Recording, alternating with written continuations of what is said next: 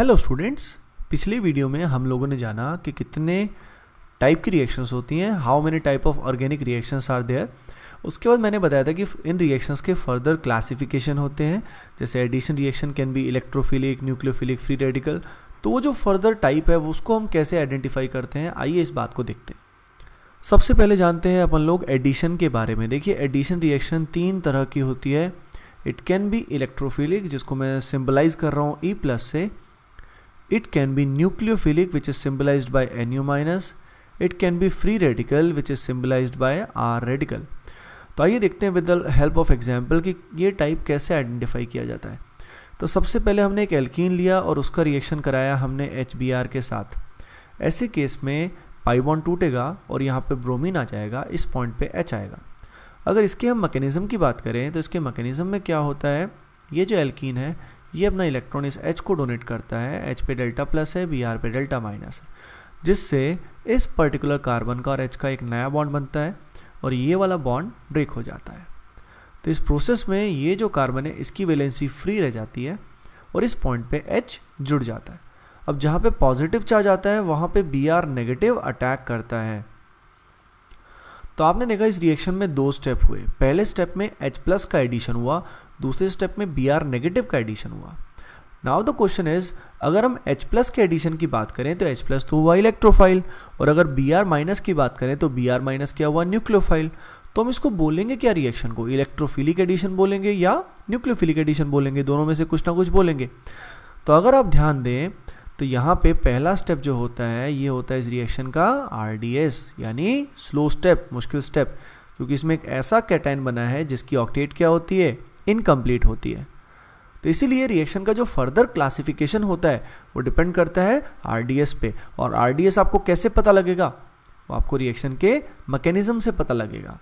तो वो मैकेनिज्म आपको आना बहुत ज़रूरी है। तो आपने देखा इस रिएक्शन के RDS में H प्लस यानी इलेक्ट्रोफाइल का एडिशन हुआ है। Hence, this reaction is known as electrophilic addition reaction. अब देखिए अगली रिएक्शन के अंदर हमने क्या लिया है, हमने लिया है एल्कीन को, और एल्कीन की रिएक्शन हम करा रहे हैं HBr के साथ in the presence of peroxide. जैसा कि आपको पता होना चाहिए कि पेरोक्साइड इफेक्ट में एंटी मार्कोनिक ऑफ एडिशन होता है और ब्रोमीन यहाँ प्लेस होता है, और पेरोक्साइड की प्रेजेंस में क्या जनरेशन होता है, free radical are generated as intermediate. तो आप समझ सकते हैं जब फ्री रेडिकल यहाँ पे ऐड हुआ तो it is known as free radical addition reaction. अब देखिए अगली रिएक्शन हमने ली है किसकी, एल्डिहाइड की रिएक्शन ली है। एल्डिहाइड में हमने KCN और H प्लस डाला, जिससे कुछ ऐसा हुआ। ये जो रिएक्शन होती है इसको बोलते हैं साइनोहाइड्रेन फॉर्मेशन।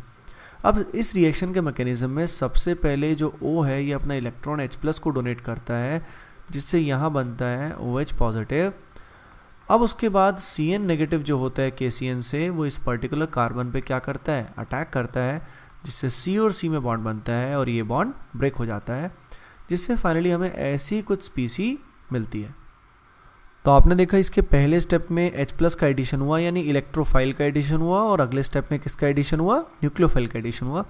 अब इसका सेकेंड स्टेप जो होता है वो RDS होने की वजह से हम इस रिएक्शन को क्या बोलेंगे, न्यूक्लियोफिलिक एडिशन रिएक्शन। अब सेकंड स्टेप क्यों RDS है क्यों नहीं है, ये डिटेल में आपको एल्डिहाइड कीटोन में ही समझ में आएगा, अभी तो आप एज्यूम कर लीजिए ऐसा होता है। तो आपने देखा एल्कीन और एल्काइन की majority of the reactions are electrophilic addition. फिर आपने देखा अगर इसमें पेरोक्साइड इफेक्ट लगता है तो it is a free radical addition, और एल्डिहाइड कीटोन की majority of the addition reactions are nucleophilic addition reactions.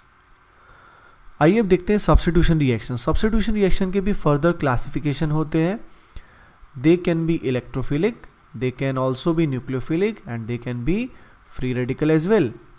तो अगर पहली रिएक्शन में हम देखें तो यहाँ पे OH नेगेटिव इस कार्बन पे इलेक्ट्रॉन देके Cl को रिप्लेस करता है, जिससे यहाँ पे OH आ जाता है। अब अगर आप ध्यान दें तो OH नेगेटिव जो होता है इट इज़ अ न्यूक्लियोफिलिक स्पीसी, क्योंकि इलेक्ट्रॉन डोनेट कर रहा है, hence it is a type of nucleophilic substitution reaction. यानी आपने ये बात समझ ली होगी कि जो ये रिएक्शन का फर्दर टाइप होता है, रिएक्शन का जो फर्दर टाइप रहता है वो डिपेंड किस पे करता है, रिएजेंट पे करता है, ना कि सबस्ट्रेट पे करता है।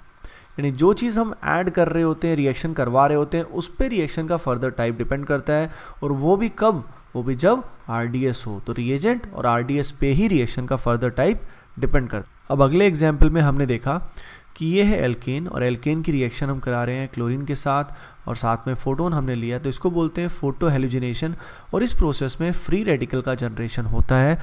आप जैसा देख सकते हैं कि यहाँ पे H को रिप्लेस करके हमने क्लोरीन को लगाया है, तो it is a free radical substitution reaction. Similarly अगर बेंजीन की हम मेजॉरिटी ऑफ द रिएक्शंस की बात करें, जैसे नाइट्रेशन, सल्फोनेशन, फ्रिडल-क्राफ्ट रिएक्शन, उन सब में बेंजीन के ऊपर E+ यानी इलेक्ट्रोफाइल का क्या होता है, सब्स्टिट्यूशन होता है। ये यहाँ से H को रिमूव करता है और E+ यहाँ पे सब्स्टिट्यूट होता है, तो इसलिए इसको क्या बोलते हैं, electrophilic substitution reaction. So students, इस वीडियो में आपने जाना कि रिएक्शन के फर्दर क्लासिफिकेशन भी हो सकते हैं, और वो फर्दर क्लासिफिकेशन डिपेंड करेगा रिएजेंट पे, एंड स्पेसिफिकली RDS में क्या ऐड होता है या क्या सब्स्टिट्यूट होता है, उस पर ये सब डिपेंड करता है। Okay guys, please share and subscribe. Thank you.